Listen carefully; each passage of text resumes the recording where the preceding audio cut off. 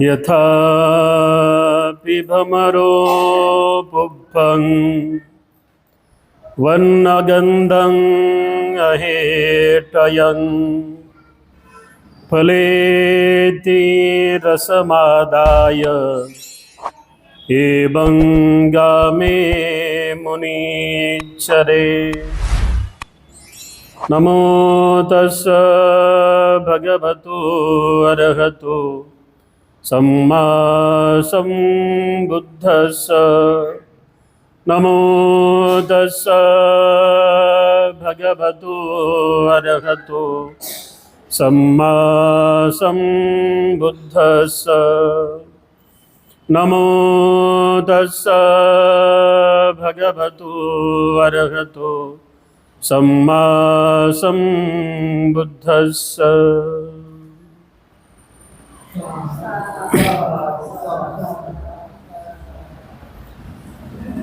तथागत सम्यक संबुद्ध तथागतांचा दुःखमुक्तीचा आर्य सिद्धांत पवित्र बौद्ध धम्म पूजनीय भिक्खू संघ बोधिसत्व डॉक्टर बाबासाहेब आंबेडकर या महान अशा सर्वच रत्नांना त्रिवार अभिवादन करून आपल्या सर्वांच्या उपस्थितीमध्ये आज आपल्या नित्यनियमातल्या चाललेल्या धम्मसंस्कारातील धम्मपद गाथा आणि कथा या ग्रंथातील 49वी गाथा आपण आज बघणार आहोत। कथा छोटीशी आहे पण अर्थ मात्र फार मोठा आहे। या गाथेला तथागत सम्यक संबुद्धांनी पूजनीय भिक्खू संघाला उपदेश दिलेला आहे। बुद्ध इथे म्हणतात की ज्या भिक्षूला समाजामध्ये जगायचं आहे अशा भिक्खूंमध्ये जनावराचे काही गुण असले पाहिजे। जनावराचे काहीतरी गुण असले पाहिजे। बुद्धानं सांगितलं की डुकराचा एक गुण माणसात असला पाहिजे। डुकराचा गुण कोणता आहे? डुकराला जिथे जागा मिळेल तिथे ते झोपून घेते। त्याला खाट पाहिजे नाही, त्याला पलंग पाहिजे नाही, त्याला चटई पाहिजे नाही, त्याला बेड पाहिजे नाही, त्याला गादी पाहिजे नाही। पोट भरलं की कुठल्या तरी कोपऱ्यात पडून राहते। काय घेणं नाही जगाचं। तर तो गुण पण भिक्षूमध्ये किंवा उपासक उपासिकांमध्ये असला पाहिजे। काही काही लोक बघा आपली नेहमीची झोपण्याची जागा जर त्यांची सुटली तर त्या दिवशी त्यांना झोपच येत नाही। बुद्धानं सांगितलं की कुत्र्याचा एक गुण माणसात असला पाहिजे। कुत्र्याचा गुण है ना, ते सरकारी कुत्र्यासारखं नाही। चोर आलं की मुकच बसायचं आणि मालकावर भुकायचं, तसं नाही। गावरान कुत्र्याचा गुण प्रामाणिकपणा। प्रामाणिकपणा माणसात भिक्खूमध्ये असला पाहिजे असं तथागत सम्यक संबुद्धांनी त्यावेळेस हा उपदेश दिला। या गाथेमध्ये भुंगा जो आहे, भुंगा आपल्या सगळ्यांना माहीत आहे। भोंगा भुंगा ज्याला म्हणतो आपण, तर त्याचं वैशिष्ट्य असं असते की कुठल्याही फुलावर तो भुंगा जर बसला ना तर त्या फुलाला तो काहीच होऊ देत नाही। पण ते फुलातला जो अर्क आहे तो अर्क तो काढून घेऊन जातो, पण फुलाला काही होऊ देत नाही। तर या भुंग्याप्रमाणे तुमच्या आमच्यामध्ये तो गुण असला पाहिजे, तेव्हाच माणसाला सुखी जीवन जगता येईल। म्हणजे ज्या कार्यसिद्धीसाठी आपण चाललोय, जे आमचे प्रयत्न आहेत, त्या प्रयत्नाद्वारे एखादे जर आपल्याला काहीतरी प्राप्ती करून घ्यायची असेल, कोणती प्राप्ती? तर धम्मबलाच्या संदर्भातली प्राप्ती जर करून घ्यायची असेल तर माणसाने समाजामध्ये राहून त्या समाजातील कलागुणांच्या माध्यमातून आपल्या जीवनाला परिपूर्ण करत असताना भुंग्याप्रमाणे दादा सर्वांना चांगल्या लोकात राहावं लागतं, सर्वांना वाईटही लोकात राहावं लागतं, है ना। सर्वांची तीच हकीकत आहे ना। म्हणजे बुद्ध असं म्हणतात त्या ठिकाणी की चांगल्यात गेले तर माणसं चांगलेच होतात, पण चांगले जर वाईटात आले तर चांगले सुद्धा वाईटच होतात। मग इथे भुंग्याप्रमाणे चांगला माणूस जरी वाईटात गेला ना तरी त्याने भुंग्याप्रमाणे राहावं, वाईटातलं पण चांगलं घेऊन येण्याचा प्रयत्न करावा. वाईटमध्ये जे आहे तर त्या वाईटामध्ये राहून सुद्धा त्यांनी त्या वाईटातलं चांगलं घेऊन येण्याचा प्रयत्न करावा, हा तथागत सम्यक संबुद्धांचा उपदेश आहे. तर या गाथेला उपदेशित करत असताना तथागत सम्यक संबुद्धांनी एक सुंदर अशी कथा आणि त्या कथेच्या माध्यमातली एक गाथा आपल्या सर्वांच्या उत्कर्षासाठी आणि आपल्या सर्वांच्या हितासाठी दिलेला हा उपदेश आहे. एक फार कंजूस माणूस होता, मखीचूस जिसको बोलते, असा कंजूस होता, लय कंजूस. तर त्याचं नाव होतं कोशी सेठ. आता सेठ म्हटल्यानंतर त्याच्याकडे काय पैसा कमी असेल का? नाही, पण एवढा कंजूस होता की स्वतःच्या लेकरालाही कपडे घ्यायचे नाही, स्वतःच्या बायकोला साडी पण घ्यायचा नाही, आणि स्वतःच फाटक्या कपड्याने हिंडायचा. सेठ होता, कोशीय सेठ होता, पण एवढा कंजूस होता की तो कोणाला काही द्यायचा नाही, ना भिक्खू संघाला काही द्यायचा, ना जवळच्या लोकांना काही द्यायचा, ना नातलगांना मदत करायचा नाही. अशा पद्धतीनं कोशीय सेठ होता, एक नंबरचा कंजूस. तर श्रावस्तीमध्ये कोलीय कंजूस माणूस आणि त्याची पत्नी राहत होती. त्याने कधीच कोणाला दान धर्म केला नव्हता, कधीच दान पुण्य तो करत नव्हता. एकदा त्याच्या मनात असा विचार आला की आपण मालपोहे बनवायचे, पोह्यासारखा काहीतरी एखादा पदार्थ, मालपोहे है ना, तर मालपोहे बनवायचे असा त्याने विचार केला. आणि त्याच्या बायकोला तो म्हणाला, अगे खाली नाही बनवायचे, आपण वरच्या मजल्यावर जाऊन पोहे बनवायचे.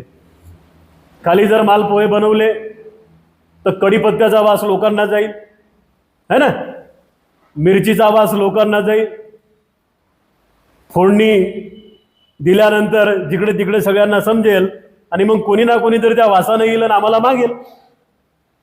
असं त्याच्या मनात विचार आला. मग त्याच्या पत्नीला म्हणाला तो की आगे खाली नाही बनवायचं, आपण वर जाऊ. त्यांनी सगळे साहित्य घेऊन ते वर दुसऱ्या मजल्यावरती मालपोहे बनवण्यासाठी गेले आणि मालपोहे त्यांनी बनवू लागले.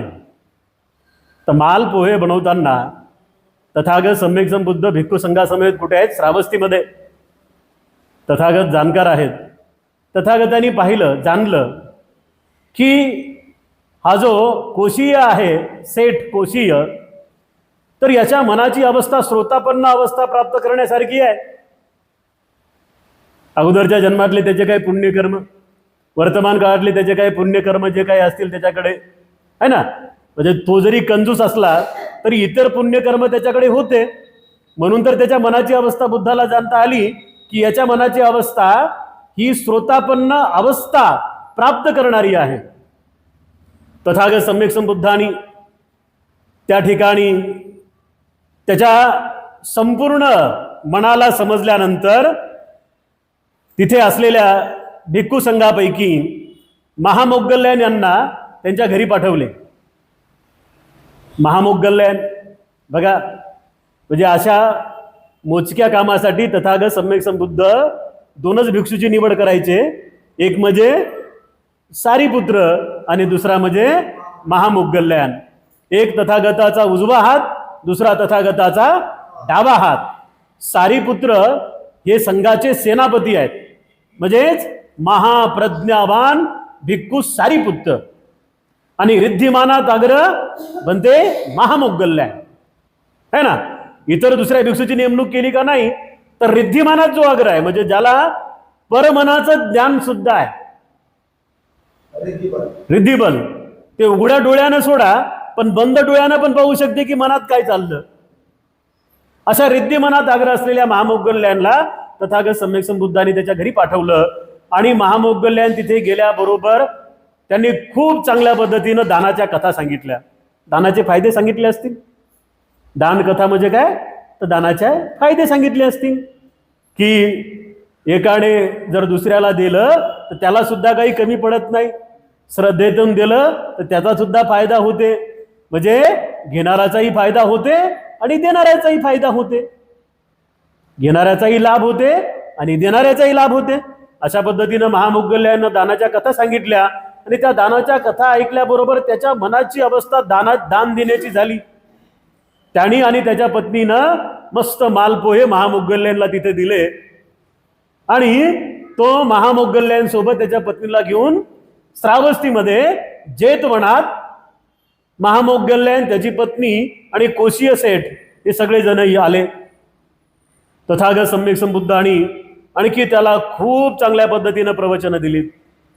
तथागत सम्यक संबुद्ध त्याला म्हणाले की धन तेच कामाचं की जीवन जगताना ते वापरता आलं पाहिजे. धन तेच कामाचं ज्याचा आपण जिवंत असताना आपल्याला उपयोग झाला पाहिजे. असं धन काय कामाचं की जे खूप सारं आहे पण ते आपल्या कामात येत नाही. त्या धनाचा काही फायदा आहे? काही फायदा नाही. जुने जाणते लोक त्या पितळाच्या भांड्यामध्ये सोन्याची नाणी भरून ठेवायची, एवढा पैसा होता. आता कोणाच्या घराचं काम चालू असताना, कुठे उत्खनन करताना कोणाकोणाला धन सापडते, लोक म्हणतात धन सापडलं. धन ते धन नसते. ते काय धन आहे का? नाही. ते तुमच्या आमच्या पूर्वजांनी जमा केलेला पै काय आहे. पण ते एवढे श्रीमंत लोक असायचे अनाथपिंडकासारखे की अनाथपिंडक सुवर्णमुद्रा आथरले त्यांनी, काशार पण सुवर्णमुद्रा, आणि ती जमीन घेतली. जेतवण आता जर पाहायला तुम्ही गेलात ना तर 30-35 एकरचा प्लॉट आता आहे. ते बुद्ध काळात 150 एकरचा होता. थोडं पुढे पुढे येऊ लोकांनी फक्त 35 एकर ठेवलं 150 एकरातलं. तर असं समजा 125 एकरवरती त्यानं सुवर्ण नाणी अंतरली होती. किती पैसा असेल बरं? तर अशा एखाद्या व्यापाऱ्याच्या त्यांनी सोन्याचे नाणे कुठेतरी जमतात. बँका नव्हत्या ना, काहीच नव्हतं. राजाचं भय, राजाला जर समजलं की आमच्याकडे एवढा पैसा आहे तर राजा आमचा पैसा जप्त करेल आणि लोकांच्या कल्याणासाठी लावेल, म्हणून हे लोक भांड्यामध्ये भरू जमिनीखाली पुरून ठेवायचे आणि विसरून जायचे, मरून जायचे. आता ते कुठं सापडतंय? तर तथागत सम्यक संबुद्धांनी सुद्धा त्या कोशीय नावाच्या सेठला खूप चांगल्या पद्धतीने उपदेश दिला. तथागत सम्यक संबुद्ध म्हणतात, धन जर जीवन जगत असताना कामात येत नसेल तर ते धन नाही आहे. ते धन नाही आहे तर ते कोळसे आहेत. कोळसे, दगड आहे, माती आहे. दगड आहे, माती आहे, ते कोळसे आहेत. ते आमच्या कामात नाही येत ना, तर ते धनच नाही.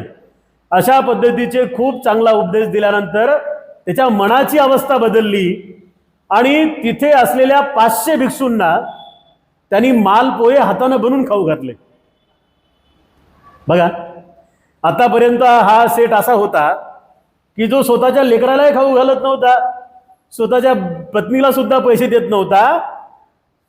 महामौद्गल्यांच्या समोर आल्याबरोबर त्याच्या मनात दानाची भावना निर्माण झाली आणि पहिल्यांदा महामौद्गल्यांना त्याने मालपोहे खाऊ घातले.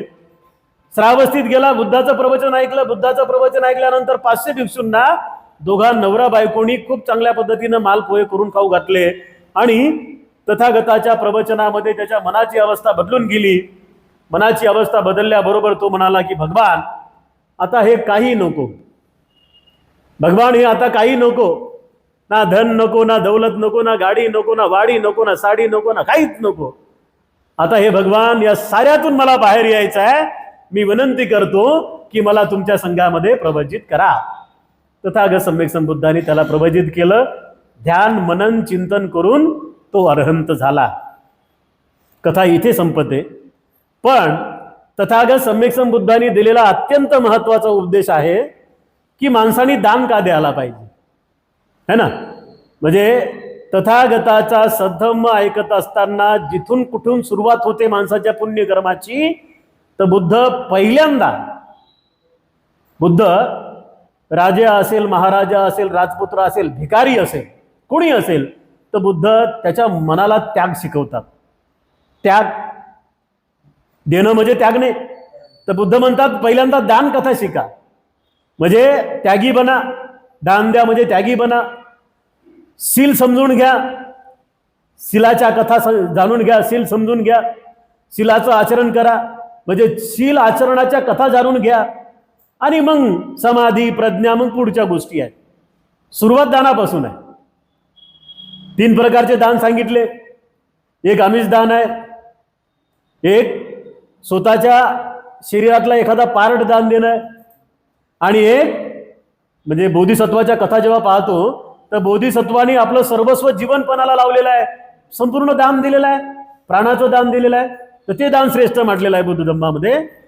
तर आमिष दानापासून जो आमचा प्रवास सुरू होतो, पैसे वस्तू जे काही असेल ते, त्या दानापासून जो आमचा प्रवास सुरू होतो तो आमचा प्रवास निर्वाणापर्यंत जातो. हा तथागत सम्यक संबुद्धाच्या आजच्या उपदेशाचा अर्थ आहे. काय झालं बघा, एक कथा खूप सुंदर आहे, त्या काळातली नाही आहे ही कथा, या काळातली आहे. काय झालं, एक खेडेगाव होतं आणि खेडेगावामध्ये एका तरुण पोराचं लग्न झालं. त्याच्या मनाला भावणारी, त्याला आवडणारी किंवा त्याच्या मनात असलेली अशी त्याला पत्नी मिळाली. गरीब बिचारा, कोणाच्या तरी शेतीवर काम करणे, दोघं नवरा बायको खूप गोडी गोविंदानं काम करू लागले. दान कसं द्यायचं, कोणाला द्यायचं आणि दान दिल्यानंतर फायदा काय होतो त्याचं एक उदाहरण आहे. या दोघांचा खूप चांगला संसार सुरू होता. हा रोज दुसऱ्याच्या शेतामध्ये मजुरी करायला जात असताना त्या शेतात जाता जाता त्याला वाटेत एक बुद्धविहार लागायचं.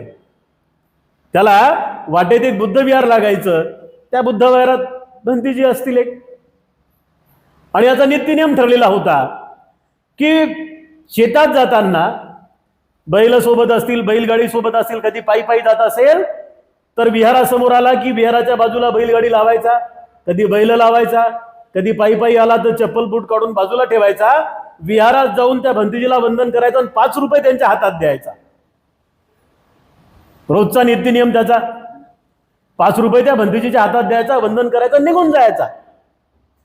दररोजचा त्याचा हा नित्यनियम चालू होता.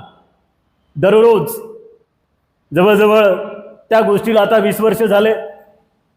सकाळी उठणे, आपले सकाळचे सगळे कामधंदे आटपणे, मालकाची बैलजोडी घेणे, गाडी घेणे, शेतामध्ये जाणे आणि जाण्याच्या अगोदर त्या बुद्धविहारात जाणे, पूजनीय भंतीजीला 5 रुपये देणे, फक्त 5 रुपये देणे, त्यांची वंदना घेऊन आशीर्वाद घेऊन पुन्हा कामाला जाणे. अशा पद्धतीने त्याचा हा सारा काही खूप चांगला सुखाचा संसार सुरू होता. पण या सुखाच्या संसारामध्ये एक फार मोठं विघ्न आलं. गरीब बिचारा, आपण म्हणत नाही का, तळ हातावरती आणणे आणि तळ हातावरतीच खाणे, अशा पद्धतीचा त्याचा संसार होता. त्याला आवडणाऱ्या त्याच्या पत्नीला कॅन्सर झाला. आधुनिक जगातली सगळ्यात मोठी बिमारी कॅन्सर झाला. बायकोवरती त्याचा खूप जीव होता. कॅन्सर झाल्यामुळे तो फार दुःखी झाला. पत्नीला काही सांगू दिलं नाही डॉक्टरनं. स्वतःच्या पत्नीला सुद्धा त्यानं सांगितलं नाही की हिला त्रास होईल म्हणून. बघा, रोग्याला जर रोग माहीत नसला ना तर रोगी 20-20 वर्ष जगतो. असे बरेच पेशंट आम्ही पाहतो. म्हणजे याच्यावरून हे समजतं की घरचे लोक जर केअर करणारे असतील तर माणसाला कितीही मोठा रोग होता काहीच होत नाही. पण या बिचाराकडे पैसे नाहीत, गरीब माणूस आहे, दुसऱ्याच्या शेतामध्ये काम करणारा माणूस आहे. तर पत्नीला हॉस्पिटलमध्ये नेलं. हॉस्पिटलमध्ये नेल्यानंतर समजलं की पत्नीला ब्लड कॅन्सर आहे. डॉक्टरनं सांगितलं काही करा, महिन्याभरात ऑपरेशन करावं लागेल. ऑपरेशन जर नाही केलं तर तुमची पत्नी काय वाचणार नाही. डॉक्टरला म्हटलं की काही हरकत नाही डॉक्टर, ऑपरेशन करूया. दोघांचं एकमेकांमध्ये खूप प्रेम होतं. त्याने सांगितलं की ऑपरेशन करूया, जे होईल ते होईल.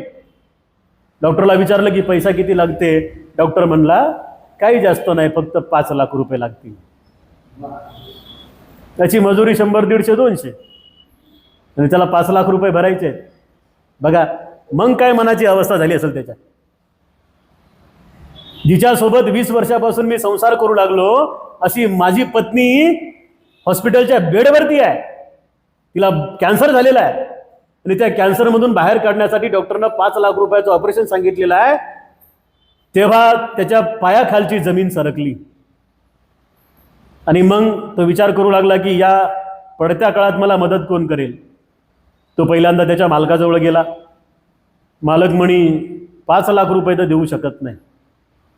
जास्तीत जास्त 5-10 हजार रुपये देऊ शकतो, है ना. तुझ्याकडे जमीन जुमला नाही, तुझ्याकडे घरदार नाही, तुझ्याकडे काहीच नाही, तो कोणत्या बेसिसवर तुला पैसा देऊ.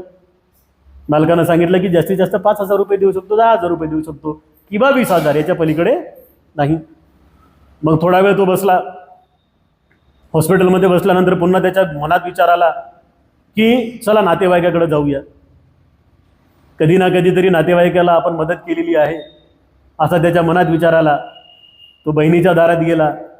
बहिणीनं त्याला सांगितलं की भाऊ राजा, माझ्याच खूप अडचणी सुरू आहेत रे, मी तुला रुपया देऊ शकत नाही. मोठ्या भावाच्या दारात गेला. म्हणतात ना सक्का भाऊ पक्का वैरी, तर तो अनुभव त्याला तिथे आला. मोठ्या भावानं सुद्धा त्याला पैसे दिले नाही, लहान्या भावानं त्याला सुद्धा पैसे दिले नाही. तो सैरा भैरा 1 महिनापर्यंत फिरू लागला. 1 महिनापर्यंत फिरू लागला. महिन्याच्या शेवटच्या दिवशी सगळ्या नातेवाईकापर्यंत तो जाऊन आला. सगळ्या नातेवाईकापर्यंत तो गेला. एकाही नातेवाईकाने त्याला कवडीची मदत दिली नाही.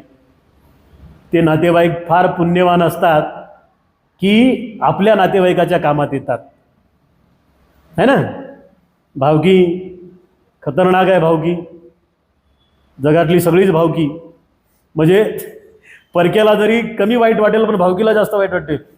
ज्यानं घर बांधलं याच्या घराच्या इटा पडतात, त्यानं घर बांधलं की भावकी. यानं गाडी घेतली, भावकीच्या गाडीचे टायर पंक्चर होतात, त्यानं गाडी घेतल्यावर, अशी भावकी असते, है ना. पण ज्याची भावकी चांगली बिचारी ते फार पुण्यवान. ज्याचे नातेवाईक चांगले बिचारे सुखादुःखात येणारे ते फार पुण्यवान. पण जे नातेवाईक स्वतःच्या नातेवाईकाच्या कामात येत नाही त्यांना माणूस म्हणून काय फायदा आहे. ते नातेवाईक नाही, ते माणसंही बी नाही. इथं झालं असं की हा साऱ्यांच्या दारावर गेला पण कोणीही त्याची मदत केली नाही. 5 लाख रुपयाचा प्रश्न होता, कोणीही त्याला मदत केली नाही. शेवटी हातात झाला. महिनाभर चालू चालू चालू चालू, कधी खायला मिळत नव्हतं, कधी पियाला पाणी मिळत नव्हतं. अंगावरचे कपडे सुद्धा खराब झाले होते. पायातल्या चपला सुद्धा घासू घासू तुटून गेल्या होत्या. अशा अवस्थेमध्ये बायकोजवळ गेला आणि बायकोच्या बाजूला जाऊन ठसा ठसा रडू लागला. पत्नीनं सांगितलं, घाबरू नका, जे होईल ते होईल, आपण बघून घेऊ. डॉक्टर आले.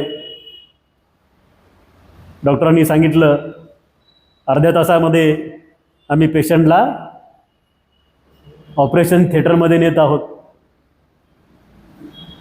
त्याच्या हातात रुपया नाही आहे. मग तशाच पद्धतीनं मोठमोठ्यानं रडत बायकोपासून हॉस्पिटलच्या पायरीवरती येऊन बसला. दोन्ही हात डोक्याला लावले आणि मोठमोठ्यानं रडू लागला.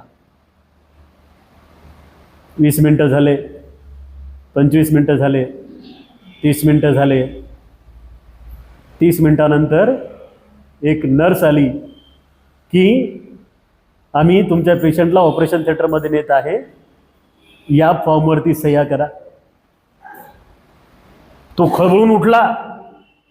डॉक्टर लोक पूर्ण पेमेंट घेतल्याशिवाय सिग्नेचर करून घेत नाहीत, है ना.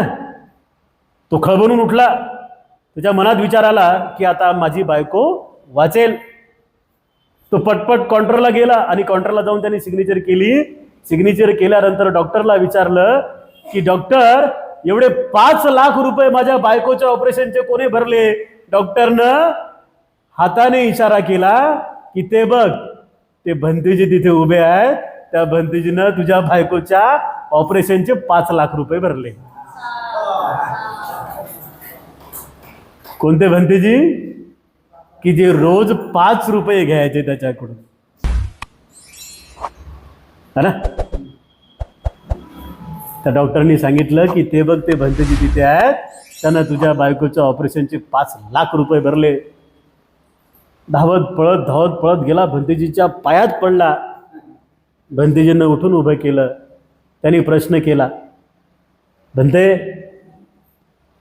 सख्या भावाकडे गेलो, सख्या बहिणीकडे गेलो, मामाकडे गेलो, आत्याकडे गेलो, सारे नात लग पायाखाली घातले. चालू चालू फिरू फिरू दारावर जाऊ जाऊ चप्पल बूट तुटून गेले. कोणीही मदत केली नाही. म्हणते तुमचा मी कोण आणि माझे तुम्ही कोण?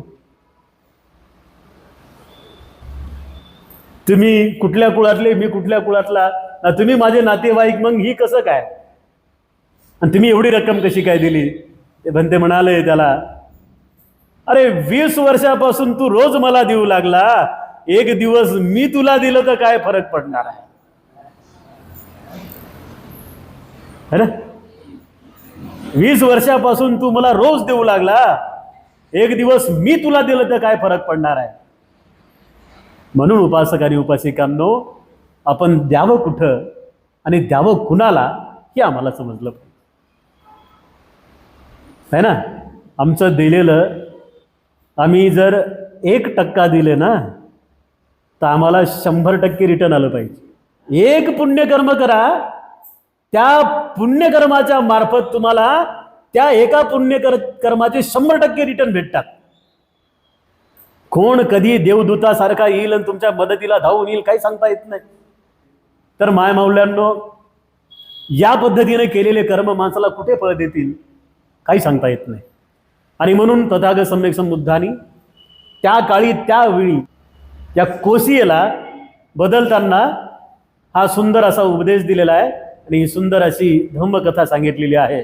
तथागत सम्यक संबुद्ध तिथे असलेल्या भिक्खू संघाला उपदेश देताना धम्मपदातील गाथा क्रमांक 49 ही त्या साऱ्या भिक्खूंना उपदेश देताना बोलतात. धम्मपद गाथा क्रमांक 49. यथापि भमरो पुप्पं वन्नगद्धं अहेठयं फलती रसमादाय एवं गामे मुनीचरे. ज्याप्रमाणे भुंगा फुलाचा रस आणि गंध याची हनी न करता फुलातला रस घेऊन जातो, तसेच मुनीने गावात भिक्षाटन करावे. तथागत सम्यक संबुद्धांनी या गाथेद्वारे तेथील उपासक उपासिकांना, त्या सेठला आणि त्याच्या पत्नीला, भिक्खू संघाला उपदेश देताना ही गाथा बोललेली आहे की माझा महामौगल्यन ज्याप्रमाणे आहे, बुद्ध म्हणतात की माझा महामौगल्यन ज्या ठिकाणी त्याला पाठवलं किंवा ज्या ठिकाणी धम्माचं काम करण्यासाठी त्याला पाठवलं, धम्माचं काम करत असताना तो कुणालाही इजा करत नाही, पण धम्माचं काम खूप चांगल्या पद्धतीनं करतो. कोणाला श्रोतापन्न करून येतो, कोणाला सकृदागामी करून येतो आणि कोणाला अनागामी करून येतो. धम्म कथा सांगू सांगू तो स्वतःच्या मनाला सुधरवतो आणि इतरांच्या मनाला सुद्धा सुधरवतो. तथागत सम्यक संबुद्ध भिक्खू संघाला म्हणतात की भिक्खूंनी भिक्षाटन करत असताना, पिंडपात भिक्षाटन, भिक्खूंनी भिक्षाटन करत असताना अशा पद्धतीनं गावात जाऊन भिक्षाटन करावं की भुंगा ज्या पद्धतीनं त्या फुलाचा रस काढतो, त्या फुलाची एकही पाकळी न तुटता, म्हणजे भिक्खूंनी अशा पद्धतीनं समाजात जाऊन काम करावं की कुणालाही कुठल्याही पद्धतीचा त्रास होता कामा नये, असा उपदेश तथागत सम्यक संबुद्धाचा आहे. या सत्यवचनाने आपल्या साऱ्यांचं मंगल हो, आपल्या सर्वांचं कल्याण हो, अशा प्रकारची महान उदात्त मंगल मैत्रीची भावना आपल्या सर्वांप्रती व्यक्त करतो. विशेषतः धम्मोदय द राईज ऑफ धम्मा या आपल्या यूट्यूब चॅनलला बघणाऱ्या सर्व उपासक उपासिकांसाठी सुद्धा खूप खूप मंगल मैत्री, खूप खूप आशीर्वाद. भवतु सब्ब मंगलं, सर्वांचे मंगल हो.